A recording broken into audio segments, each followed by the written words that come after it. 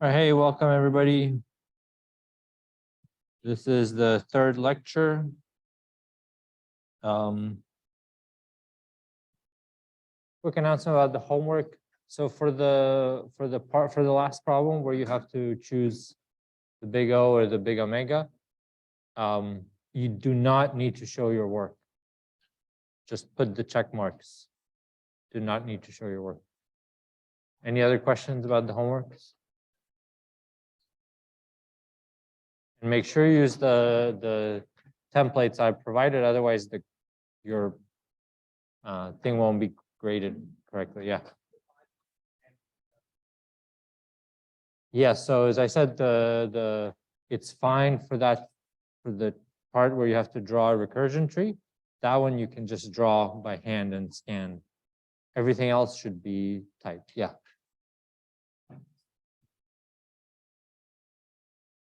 No, you can use Word. So you can use Word or LaTeX. No handwriting. Yeah. Okay. All right, so let's get started with we had the Fibonacci numbers.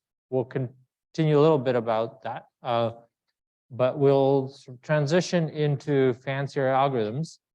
But we started with something really basic, which is how to do addition. Okay. The problem, the computational problem is given two numbers x and y, output their sum.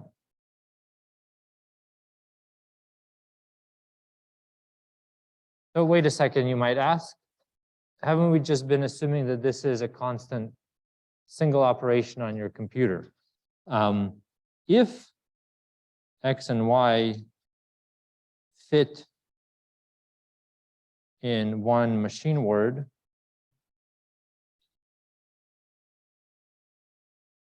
then this is constant time, or theta of 1. It's just one operation on the CPU, maybe a couple more to move things into register. But if x or y grows with the input size, so grows unbounded with the input size,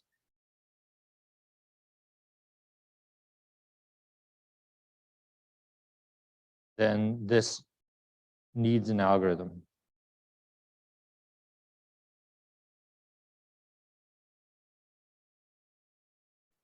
So a word on a machine today is, for example, 64 bits. You can store very large numbers in 64 bits. You can store 2 to the power of 64. For almost everything that you might want to do, that's sort of good enough. And that's why for the most part, we can assume that addition is constant time. But for algorithms like Fibonacci, it's a little different, because in Fibonacci numbers, you remember our algorithm there. Okay. This was our algorithm. We were doing addition of two Fibonacci numbers. And Fibonacci numbers actually do grow as a function of n. They are not bounded. So let's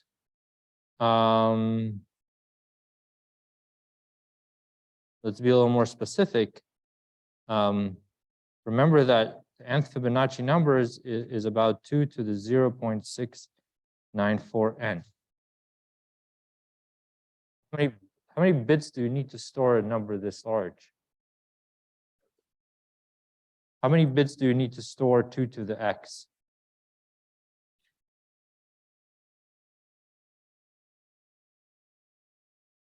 So if like a byte has 8 bits, we can store 2 to the power of 8, 256 in one byte.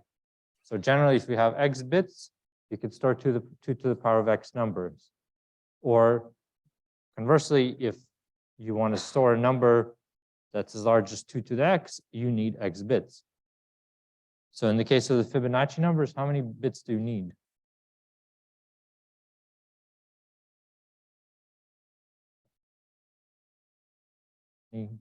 Yeah.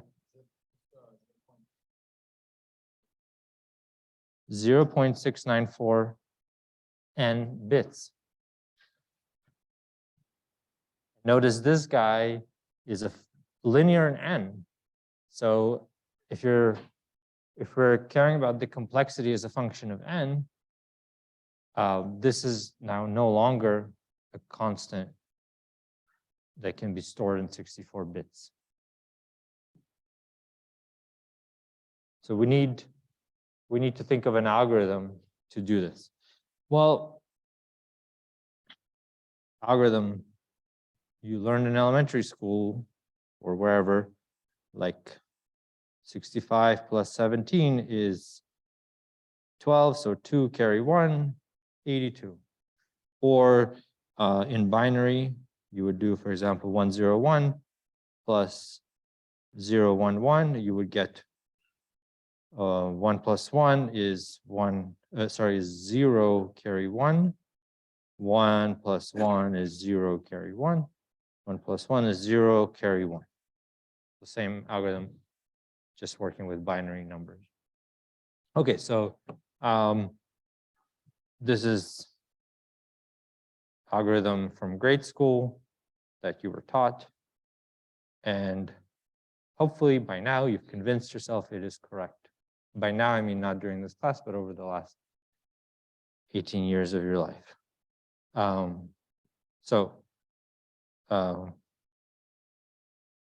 We assume it's correct. We're not gonna go through the proof. But I do want to say about the running time. I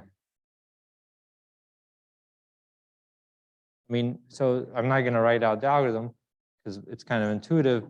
You guys know it by heart. So the runtime, first of all,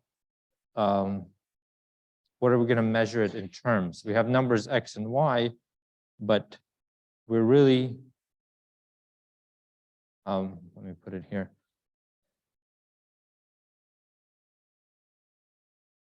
What really cares about the bits that we need to store them. That's how we want to measure the complexity. So let n be the max number of bits needed to store X or Y, or X and Y. So in the example above, you have n equals 3 here, because you have 3 bits. Okay, so the runtime in terms of the number of bits, well, what are we doing? We are doing some constant additions here, and doing a carry, and then doing constant additions, carry, constant additions, carry. So we are basically going through every column, and there are n columns. And for every column, we're doing a constant number of additions. So that's linear time, theta n time. Yeah.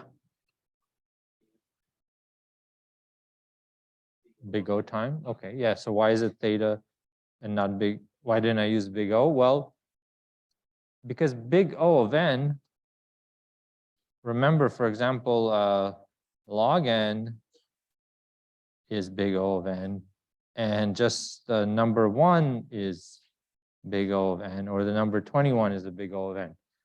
So On is an upper bound.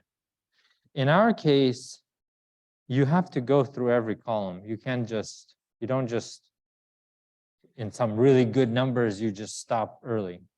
The basic algorithm goes through every column, so it's always going to take n steps, and that's why we use theta to say it's at most n and it's at least n. So it's exactly proportional to n steps. A good question. Other questions?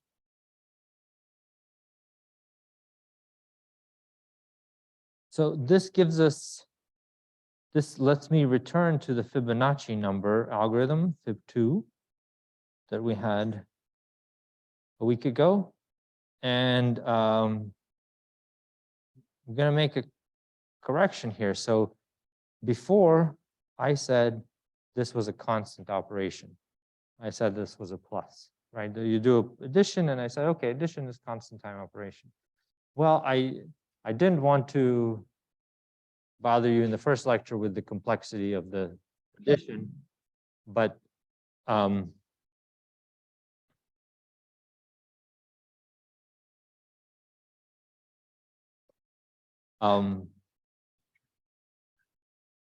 yeah, but now that we've seen that addition of Fibonacci numbers is actually theta n time, we know that this is not a constant operation.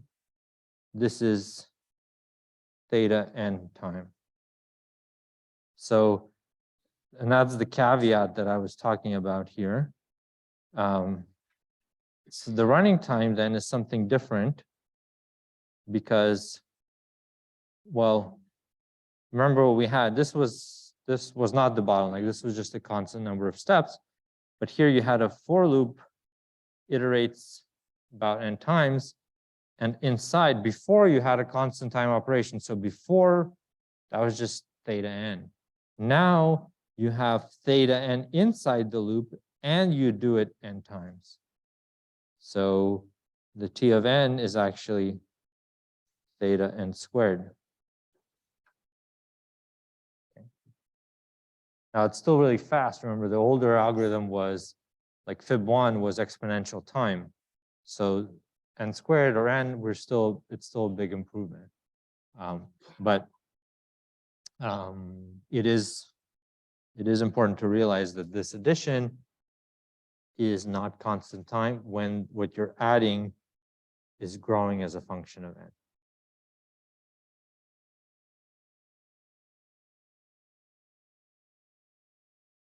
Okay. That's all I wanted to say for addition. It's sort of easy algorithm, but I wanted to use it to kind of motivate what we're going to do next. Question? With what? Yeah, it's still n squared because we build up this table of Fibonacci numbers from 1 to n. But to get at each value, we have to do an addition that takes n time. So that's where I'm getting the n squared. You have n positions, and for each one, I'm doing n time calculation.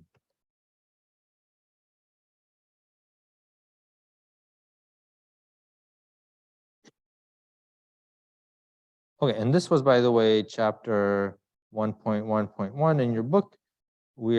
Now let's talk about multiplication, slightly more interesting. So this is chapter 1.1.2.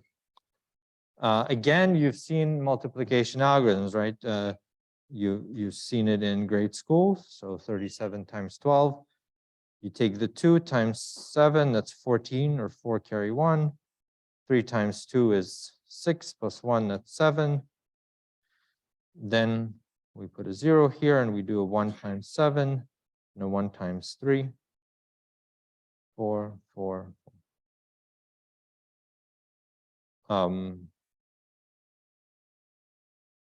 Grade school algorithm.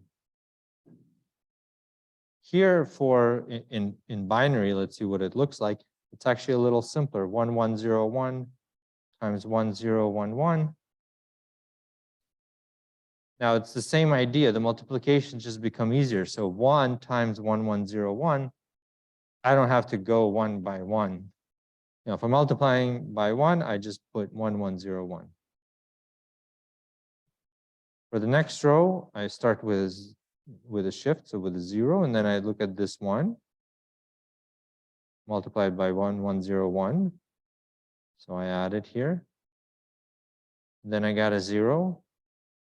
So I got doing a shift by 2, but then because it's a 0 multiplying it by the top number, it just gives me a bunch of zeros. Then finally, I do a shift of 3, and I got a 1. So I put a 1, 1, 0, 1. Now I add this together. 1, 1, 1. 1 plus 1 plus 1. This is going to be 1, 1. So 1 carry 1. 1, 1 is 0 carry 1. 0 carry 1. 0 carry 1. There's the same algorithm on binary numbers. Don't worry if somewhere in the zeros and ones you got lost. Main thing, it's the same algorithm, but the main thing is that you don't have to, like the multiplications are always trivial. You don't actually have to multiply digit by digit. In fact, there's another way to do this, which is, I mean, it's the same algorithm, but it's a different way of doing the addition. So I multiply 1, 0. So my first row is 1, 0, 1, 1. And I keep a running sum up to that point. So that's just 1, 1, 0, 1. Then my second row, remember, is 0, 1, 0, 1, 1. So I update my running sum I take this 1101 that I had from before, this guy, and add the new number to it. And that, let me do that arithmetic on the side.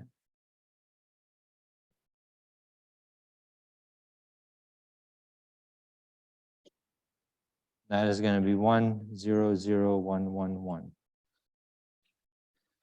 The third row here is, again, all zeros.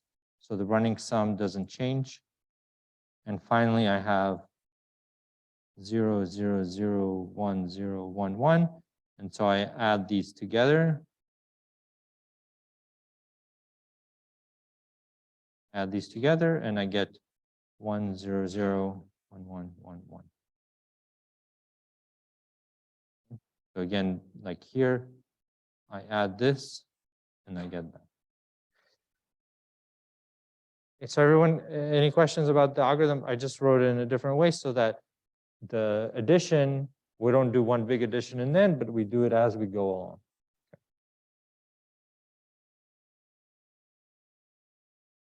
Okay, so now let's write down, this algorithm in pseudocode. Now, one more thing I want you to notice is that this number that we're adding to the running sum, it always has the same structure. You have 1101, and then some zeros in there, depending on how much you shifted. Either that or you're adding 0, meaning you're adding nothing.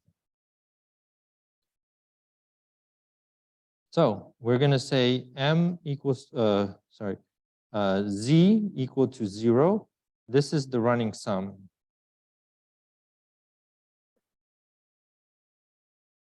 And we're going to say m equals to x. This is the number that you're going to be adding. This is this 1101 plus zeros, what you'll be adding.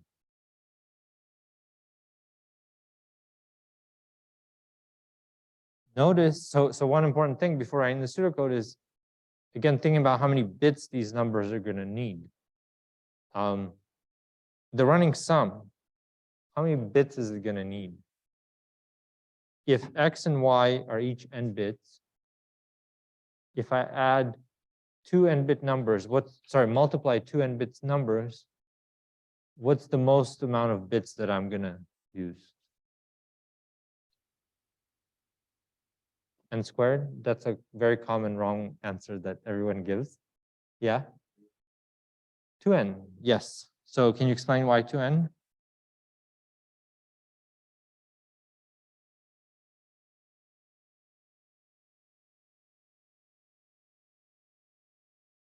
Yeah, so like a good way to think about it is if, again, think about the decimals, what's the system we all use? The one with 10? It's decimal, okay, so the decimal system. It's late in the day, so. If I like multiply a million times a million, that's 1 trillion. So 10 to the 6 times 10 to the 6, it's 10 to the 12.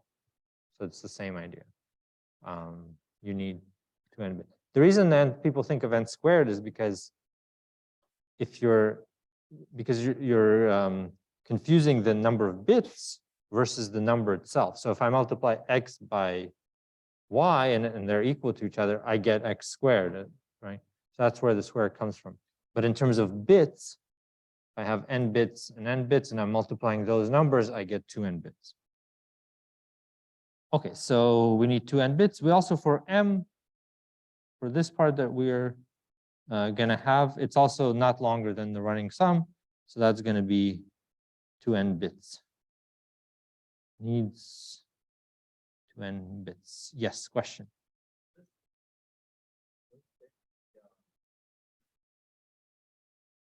Z? Yeah. Yeah. If X and Y were different sizes, so like one was 10 bits, the other was 5 bits, I think then you would need 15 bits. Yeah, I think like the idea of the whole algorithm would be exactly the same. It would just be more notation. It would just complicate the writing. So that's why we just assume they're both n bits.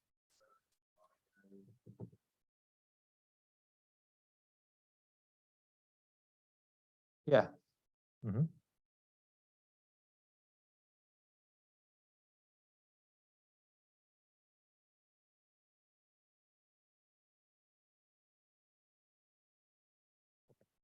So we have set this up. Now we need a for loop.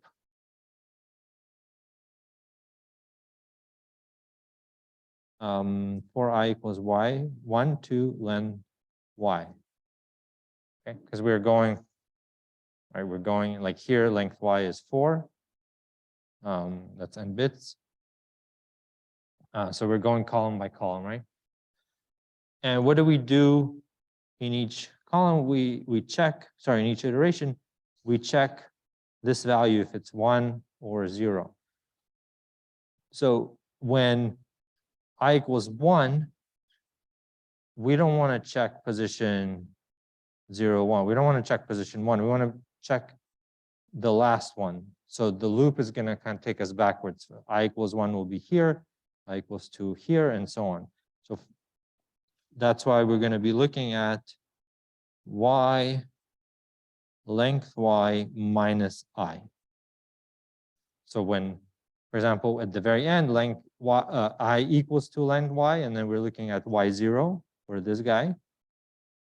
At the beginning, when I equals 1, we're looking at 0, 1, 2, 3, the third position, the last one. Okay. And when we're looking at it, we are going to be checking if it equals to 1. And if it equals to 1, we're going to add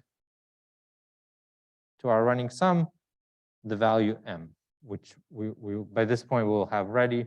Initially, m is just x, right? It's just this guy. If it's 0, we don't need to do anything. If that bit is 0, we don't need to update z.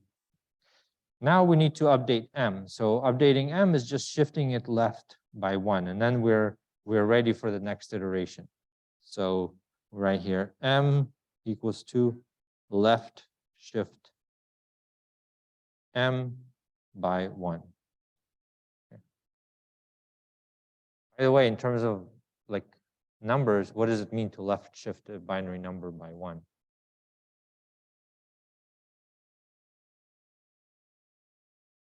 Yeah. Multiply by 2. Yeah, I'm sure you guys all had it. Yeah. That's no, that's outside. So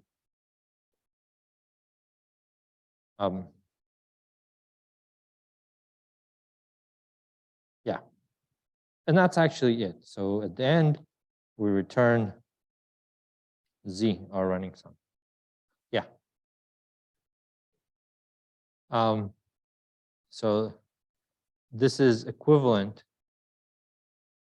to multiplying m by 2. Like assigning, yeah, multiplying m by 2. So shifting, like if I have 1, 0, what that's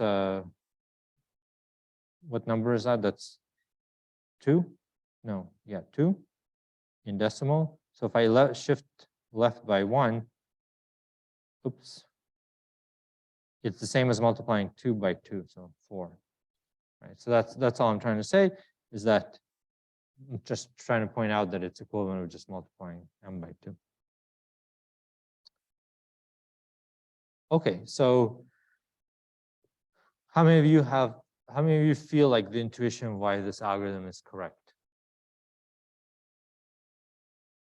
If you don't, now's a good time for questions. Yeah. Z. If you think it's a 3, it's probably a Z. Which, yeah. Here. Z. There it goes. Any other Z's? Yeah, that's a good Z.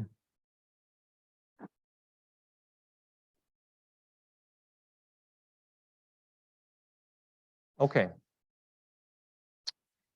Now, so here we have an algorithm. As always, we're going to look at its correctness, running time, and ask if we'll do better. So first, correctness. We're going to use a technique called loop invariant.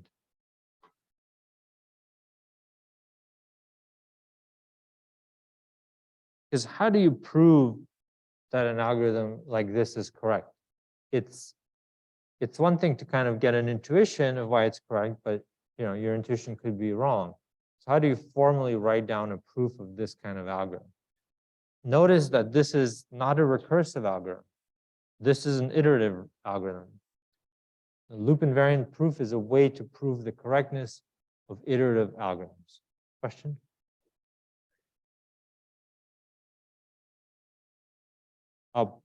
Prove by case. It can be, you can use cases within loop invariant, but you need the loop invariant structure.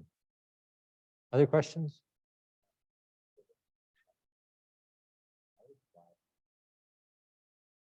Y is never updated.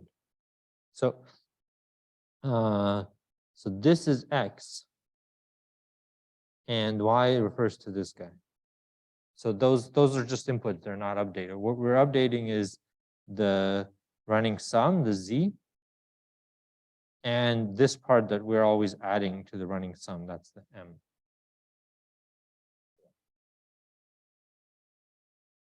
Other questions? Okay. The loop invariant technique.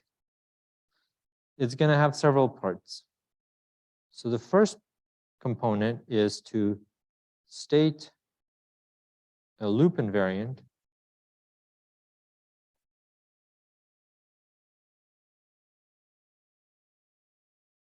that holds at the end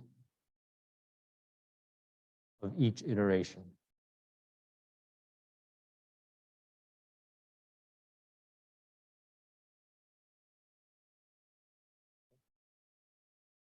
So some kind of property of the algorithm that holds. Now, if you intuitively, like you guys said, you have some intuition for why this algorithm correct, try to boil that intuition down to what is true at the end of each iteration of the for loop. What is one thing that the algorithm is maintaining? So I don't know, anyone want to take a guess in this algorithm, what is being maintained? Yeah. Yeah, so Z, okay. What is at the end of the ith iteration? What does the value of Z represent? Let's be specific here. So at the end of the second iteration, Z has this value. Wait, no, sorry, Z has this value. What is the meaning of this value? Yeah. Exactly, the two numbers being multiplied up to that ith column. So this X times the last I bits of Y. And so initially this guy is X times the last 1 bit of I. This guy is X times the last 3 bits of Y. And this one is X times the last 4 bits of Y. Okay, this is exactly the loop invariant this is part of the loop invariant that we're going to use for this case. Okay, so, you make that claim. Great. Now you need to prove something, the correctness of the algorithm using that claim. So first, you do what's called an initialization step.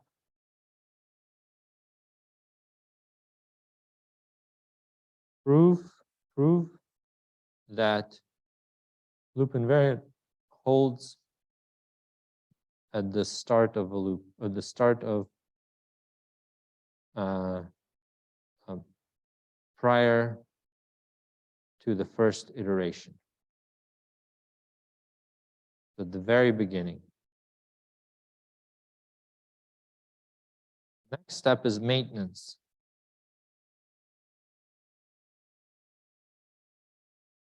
Maintenance states that you have to prove that loop invariant holds after I iterations given that it holds after I minus 1 iterations.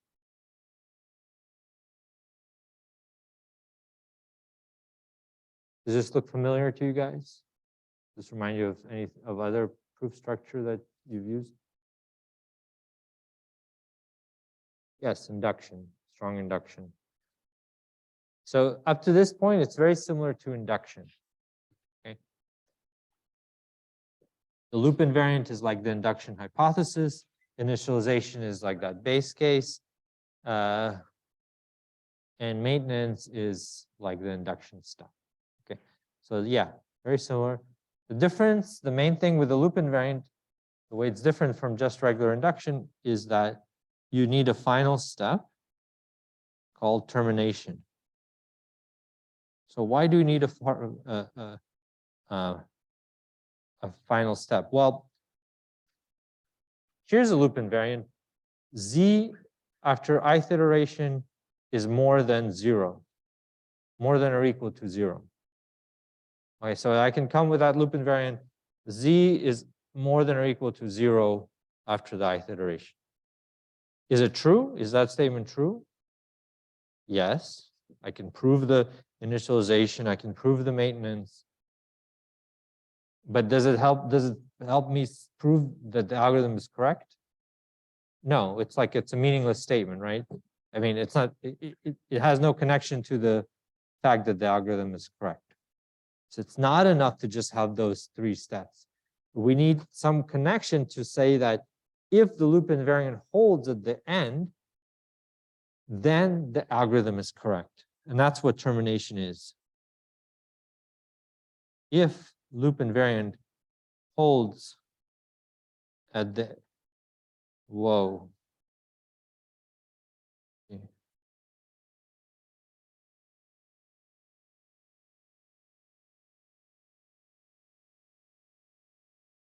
At the end of the last iteration, then the algorithm is correct.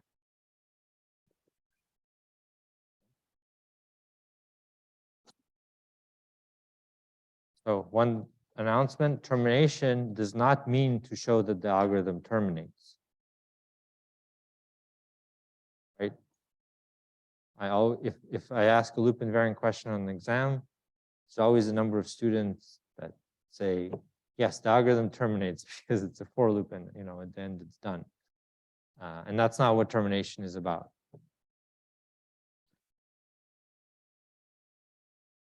Okay, so let's apply this technique. Theorem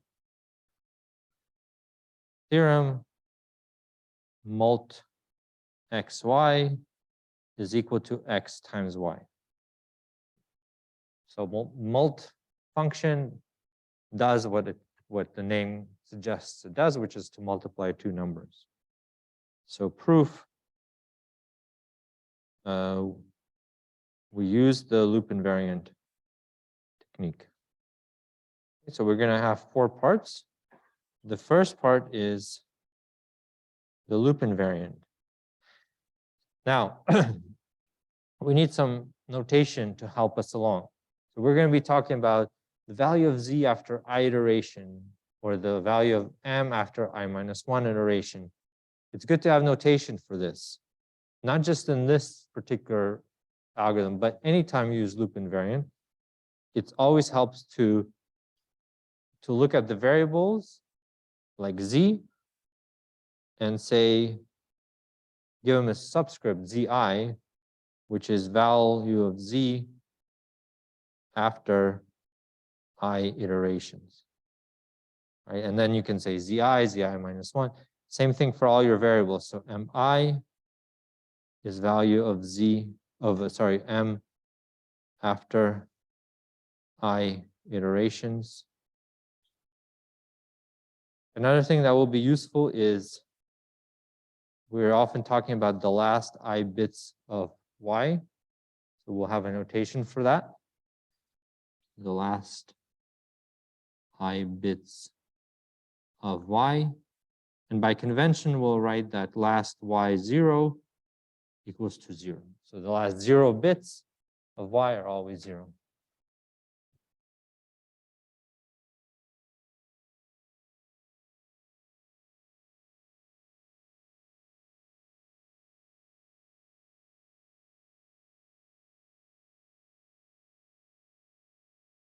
So now we have that notation. Okay, let's state our loop invariant.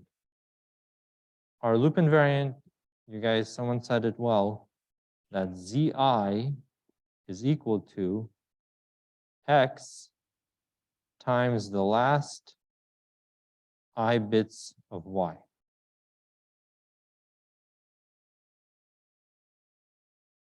Now, as part of this, you also have an m, right? And m also plays a role. Like, if we don't know anything about m in our proof, it's going to be hard to argue about what z becomes. So let's make also add to our loop invariant something about mi. So what is mi? Here, this is m0. That's what we start with. This is this is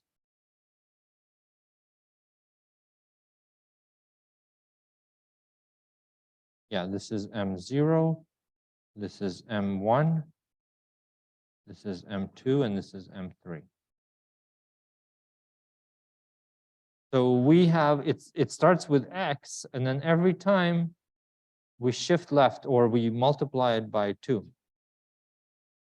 So m0 equals to, okay, let's back up.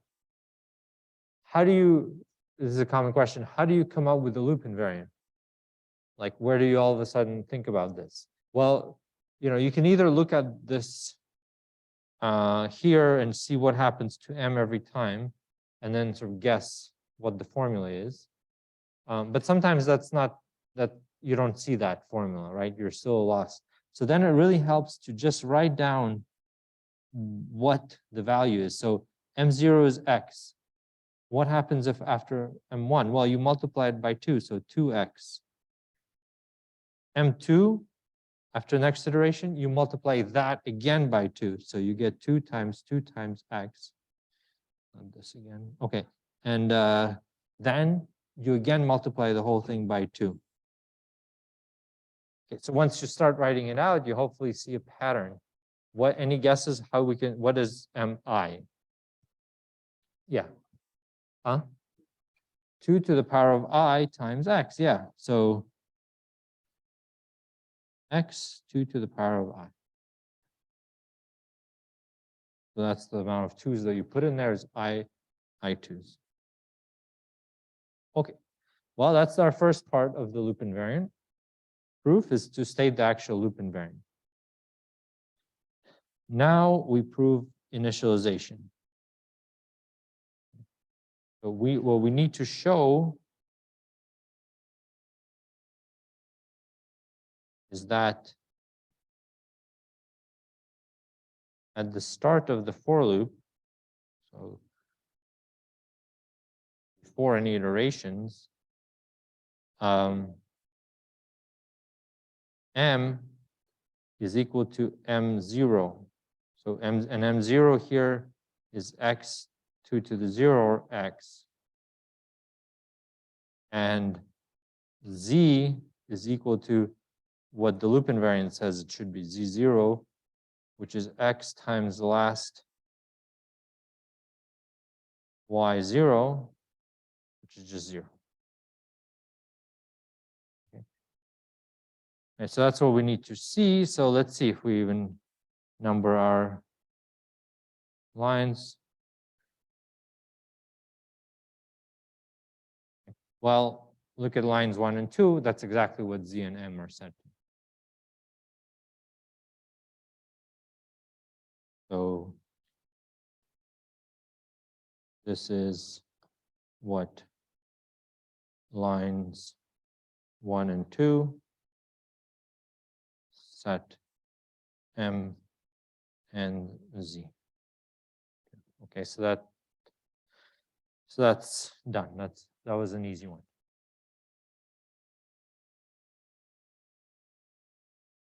Maintenance. We're going to have two parts. First the m part and then the z part. So specifically, we need to show that after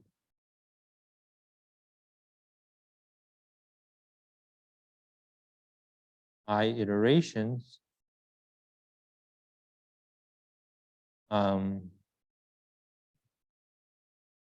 z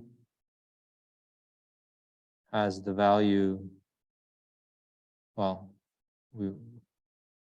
zi is equal to x last yi. So what loop invariant claims, and mi equals to x2 to the I,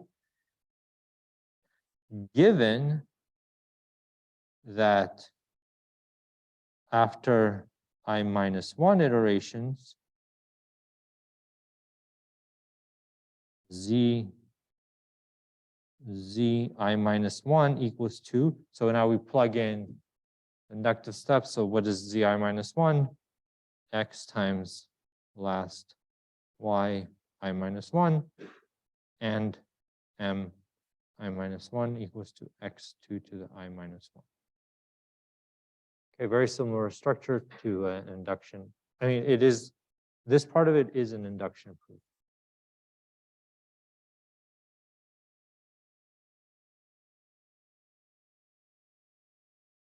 Okay, so let's start with the m first. So mi, what is the value of mi? Well, if we look at line 6, then it's the previous value of m multiplied by 2, or shifted left by 2. So that's line 6. Mi equals 2 times m I minus 1. This is line 6. But here, mi minus 1, we know something about. That is 2 to the I minus 1 times x by inductive hypothesis. And now we just multiplied the two together, and we get what we need. So mi is 2 to the I times x.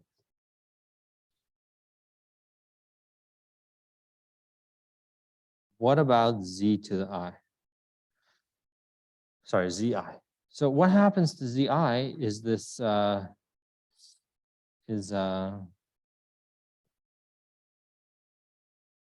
here. Instead of having an if statement, I'm going to rewrite it in an equivalent way. So this is equivalent, is to say z equals to z plus. Now, what happens? This bit here is either 1 or 0. If it's 1, we add m. If it's 0, we don't add m. We add nothing. So it's the same as multiplying this by m and adding it.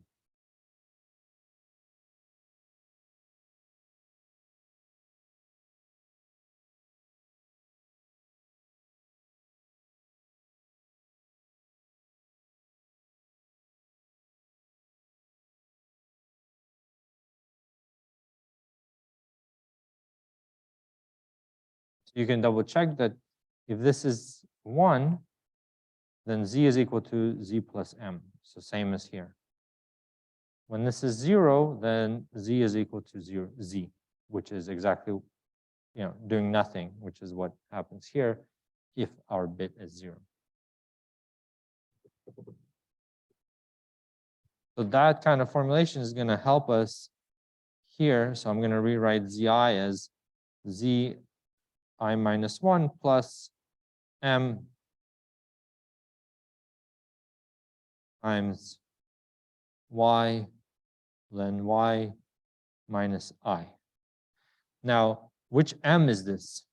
From the ith iteration or the I minus 1 iteration? This m has not been updated yet at the ith iteration. At the end of the ith iteration, we'll left shift it.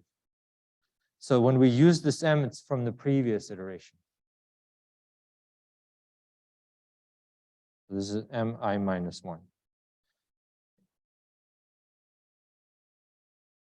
This is from lines, what were they? Lines 4 and 5.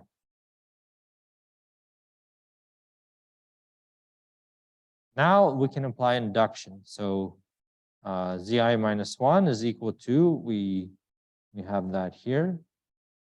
And mi minus 1, we have that here. So we're going to now plug all that in. So x last y I minus 1 plus x 2 to the I minus 1 y ln y minus I. Let's factor the x out. So we get last I minus 1 bits of y plus 2 to the I minus 1 minus this bit y.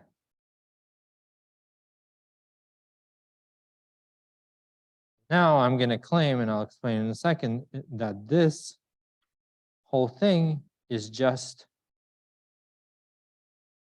the last I bits of y.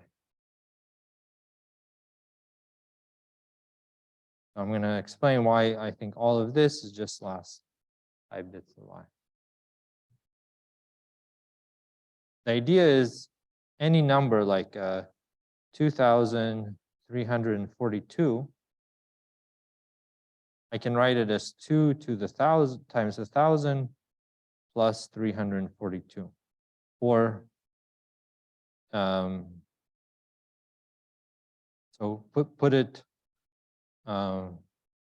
Think of it this way: if this is I equals 4, so this is the 4th position from the end, then this is equal. Then I can write it like. Let me not use a 2 here. Let's use 5. It'll be clear. Okay. So I'm going to write. So what is 5? 5 is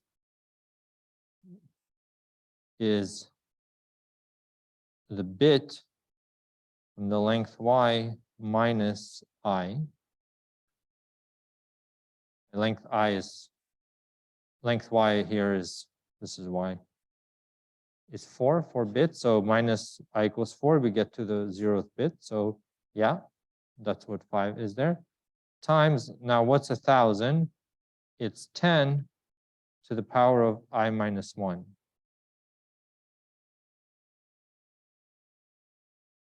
Right, so that's what allows us to take this 5 and shift it into the thousands position. Plus this 342 is the last 3 bits or I minus 1 bits of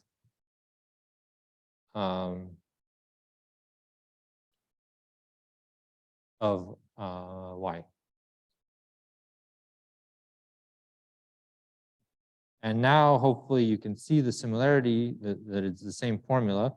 So we have this term and this term. We have this term and this term. And this term and this term. And the 10 is just because I used an example with base 10. But here we're working with binary.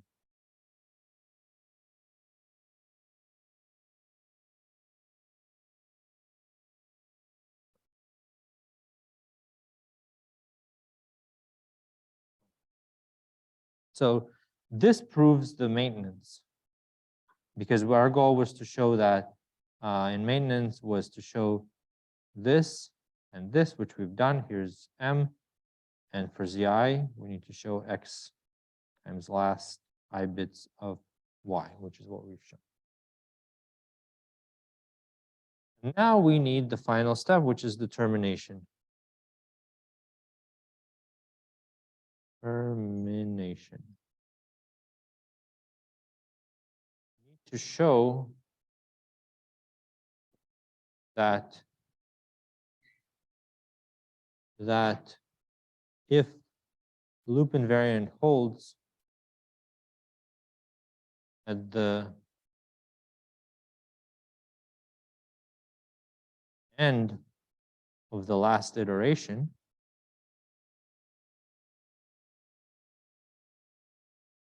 then the algorithm is correct. So what does it mean the algorithm is correct?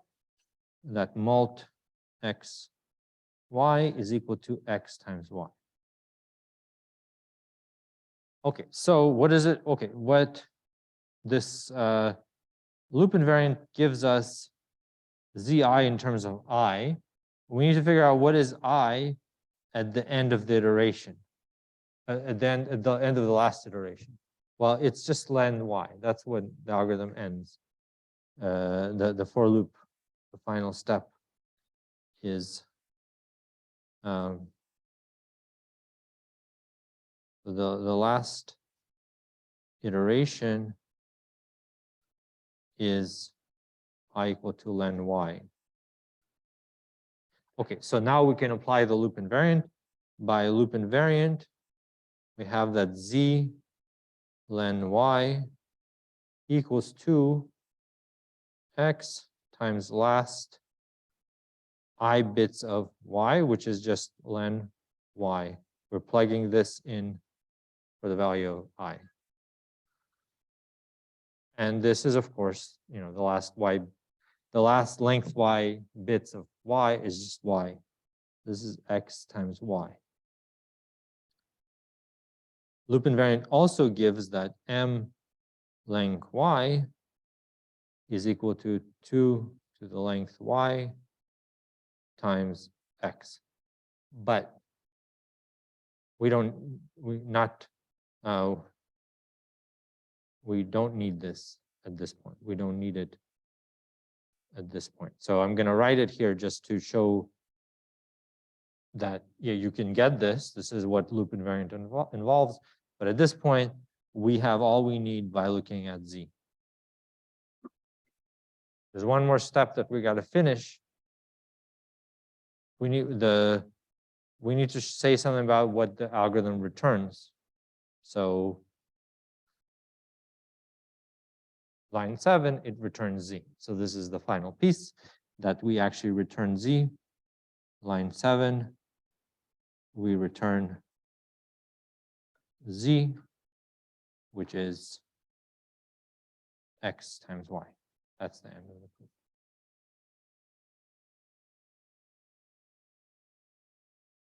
Questions?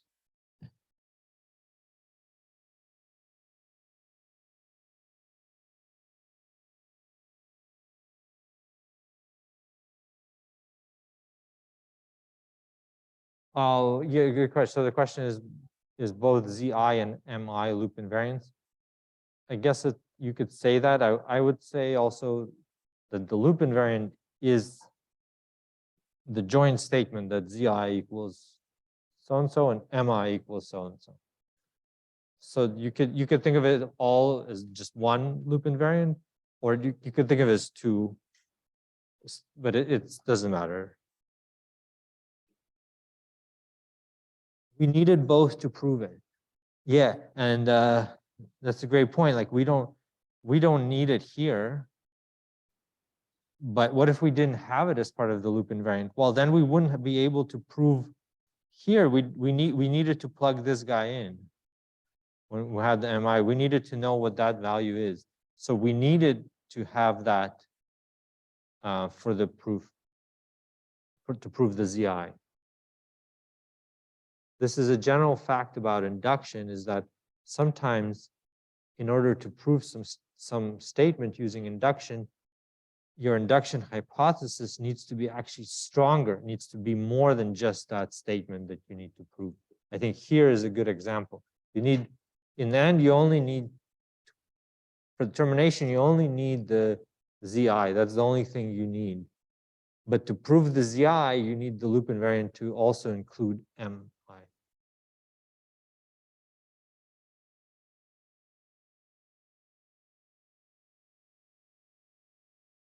All right, so this was all about proving correctness. What was the second thing that we did for any algorithm? Yeah. The time, yes. So what can we say about the time here?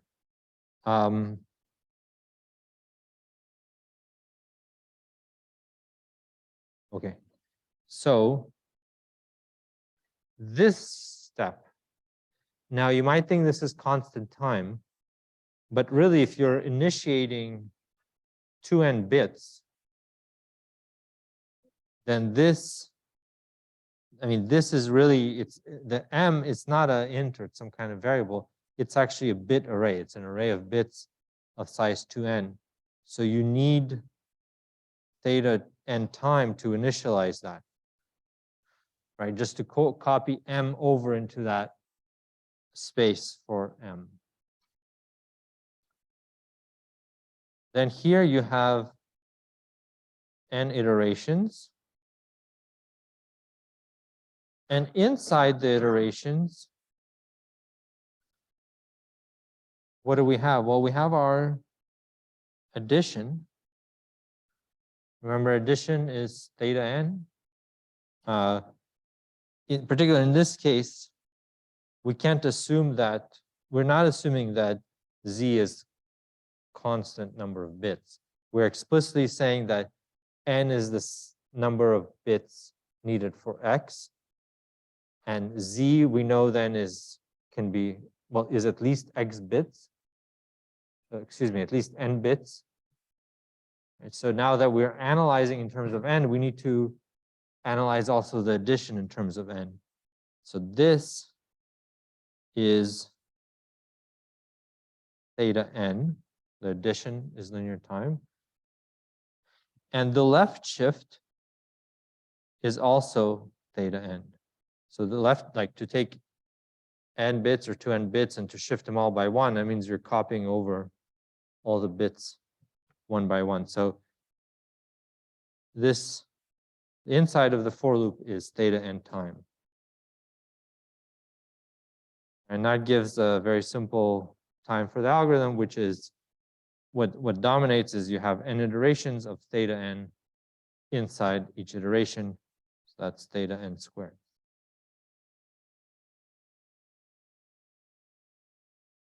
Yeah. Yeah, so why inside the for loop it takes theta n? Well, what are we doing inside the for loop? We have these guys. So they're, I mean, this if statement is constant time. So really just this operation and this operation, these two operations.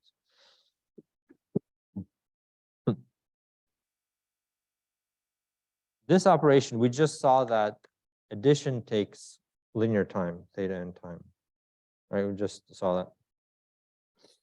Same thing for the left shift. So if you take, like, how long time does this left shift take? If you have a n bits or 2n bits and you have to shift them by 1, that means I have to go through every bit and copy it over to that. So that also takes theta n time. So I got two operations, both take theta n time. So together they take theta n time. And now they're inside of a for loop that runs n times, and that gives me the theta n squared time.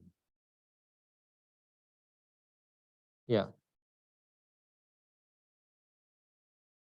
Yeah, good question. So there's the length of y here.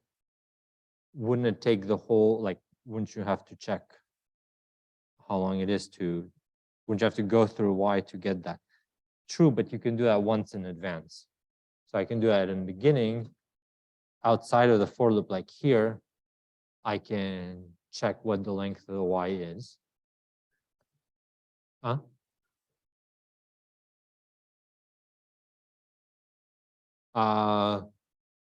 If you, I guess it's an implementation detail, but you're right. If you were to just, if you were just to implement it just the way it's written, then yeah, this could also take linear time. Usually, like in most programming languages, you can, like it's kind of stored as a meta information about an array of how long it is. Like in C++, your vector has a length. If you call the length function, it doesn't every time compute it. It has stored already once what the length is. Yeah.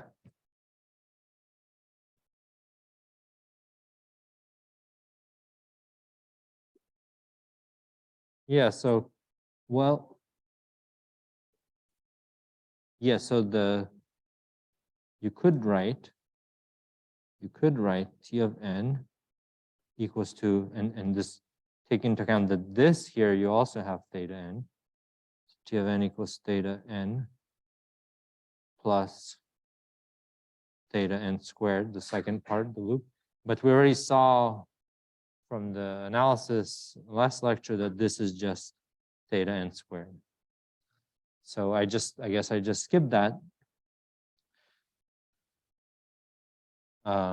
Just right away recognizing that this is going to be the dominant term.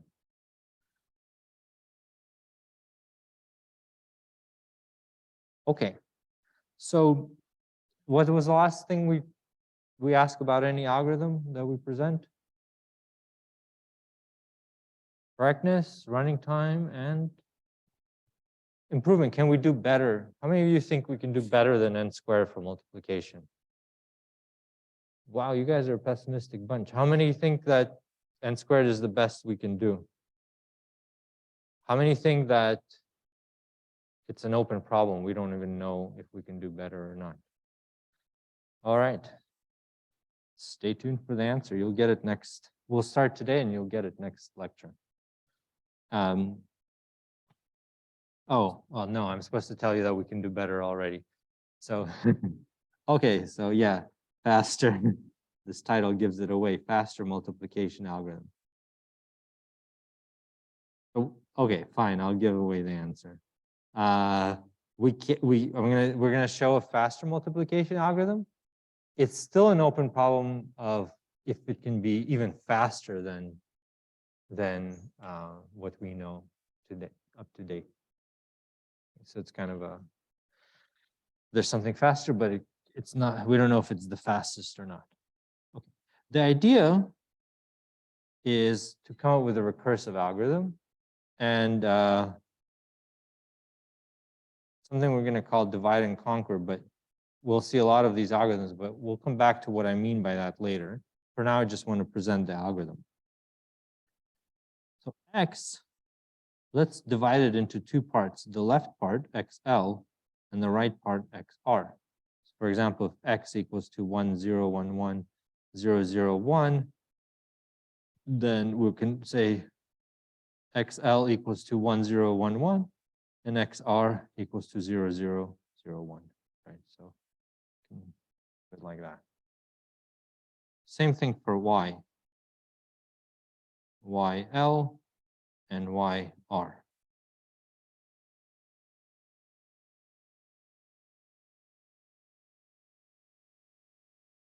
And so now remember that X can be written as 2 to the n over 2 XL plus XR. So this is xn, we're going to assume is n bits as usual. And these are going to be n over 2 bits.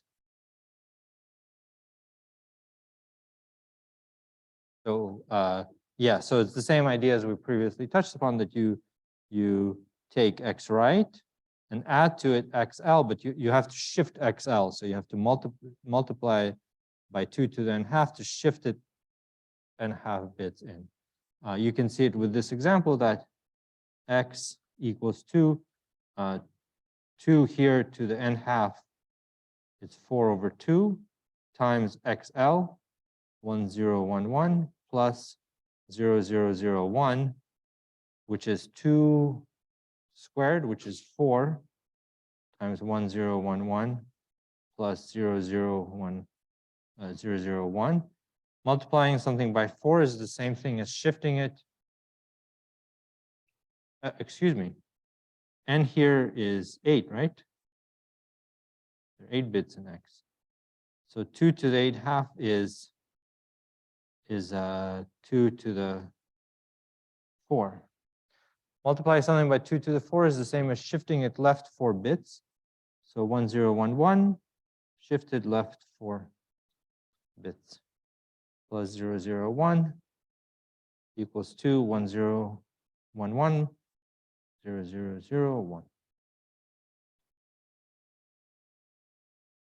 You can write the same for y, 2.5 times yl.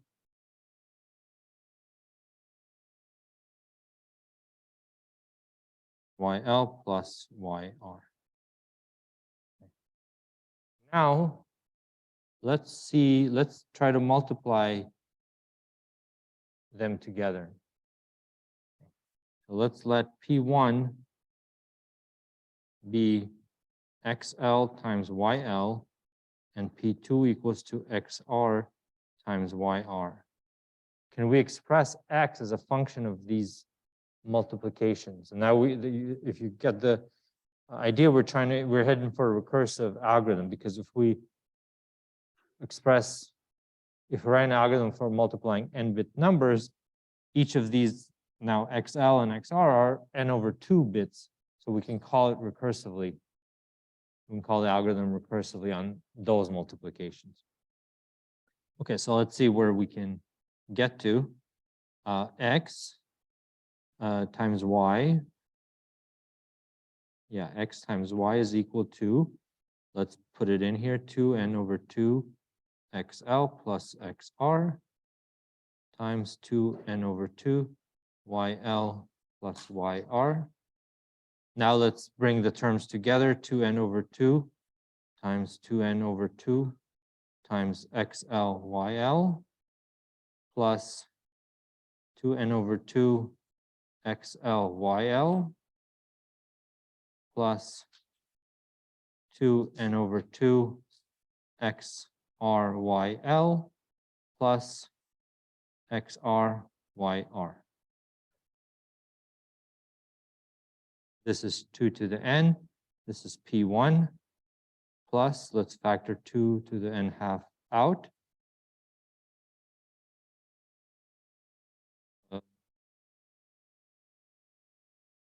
This was a R, I'm sorry, that's a typo. XLYR plus XRYL plus P2. Okay, so that gives us a way to compute, let's call this mult2. Let's call that the algorithm. So we compute P1, P2, compute also XL times YR, and compute, well, when I say compute, let me be specific. I'm gonna call recursively mult2 XL and YR. I'm gonna call recursively mult2 XR and YL. And in fact, let me define P1 and P2 also in terms of the recursive call.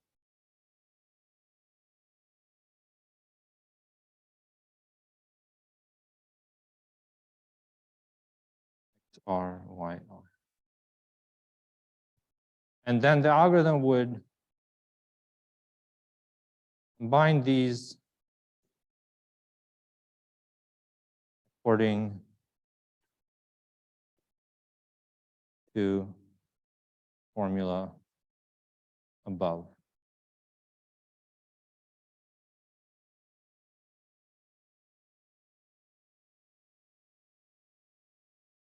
Right, so is this algorithm clear? Any questions about this algorithm? It's a question, oh, we haven't talked about its running time yet. We'll see next week. But I'm here just in terms of the algorithm. So what have we done? We have basically did algebra, right? We wanted to write out x, y in terms of products, separate products. These, and these. Okay. And we, in fact, we did write it out. And then the algorithm is to compute each of these products recursively here, and then plug them into this formula for the return value. Yeah.